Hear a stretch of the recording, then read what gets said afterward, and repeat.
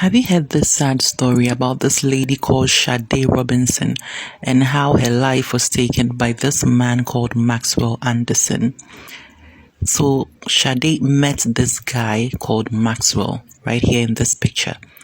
And Sade is a 19-year-old girl and she's a college student, but she also works in a restaurant. It's a pizza house that she's working in. So she met 33-year-old Maxwell Anderson and they decided to go out for a drink. Okay, so that was the first date. Maxwell took her out to a couple of places and they were mostly bars. All right, that's a red flag right there. The first date, he took her out to bars to go and drink. They were drinking from one bar to the other. So after they were done, they rode to Anderson's house, Maxwell's house. So when they got to Maxwell's house, Sade's phones were unresponsive. You know, she was texting and calling friends on the way to Maxwell's house. But when she got there, everything just went silent. Now, later on, they discovered that Sade didn't report to work the next day. So when she didn't come to work, the manager sent a message to the police to say that she's missing.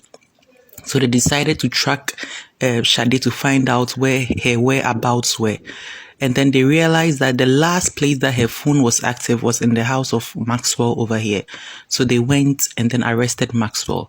Then the gruesome discovery came out.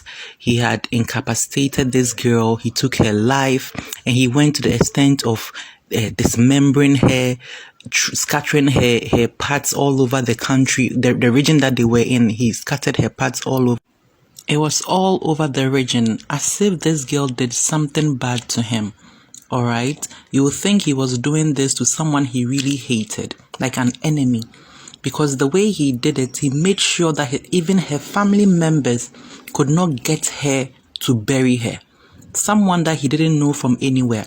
Alright, someone is the first date. Oh, I don't know whatever the motive was, because according to reports, they asked him what his motive was. What was the reason why he did what he did? And till now, he cannot tell them what the motive was. So he just saw a girl he didn't like, tried to woo her, took her out, and then just did whatever he wanted to do with her. So young ladies out there, right now, dating is really getting scary. Seriously, following a man you don't know to his house on the first date. I'm not saying people are not doing it. People are doing it, but it's a huge risk. You don't know this guy from anywhere. You don't know what his intentions are for you. You don't even know if he's a serial killer.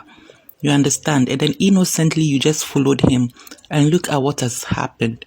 So this is just a precaution. It's an advice to people out there. If you meet someone, let them know that your family members are expecting you to come home. Or they know who you are out with. Alright? They know who you are out with. They know they are expecting you to be back by this time. They know where your location is. Don't let it be as if you are on your own. And you are all alone. Let they take advantage of that and do whatever they want with you. You should be very cautious. Right now in the US, I know they've introduced a system where you meet someone, you can Google their name, you can put their name in the database to find out if they have some offenses, if they are serial killers, if they are predators, if they are sexual offenders. You can find all those data concerning the person that you are going out with. We have to be really safe out there. Even the age gap was a red flag. There were so many red flags which were ignored.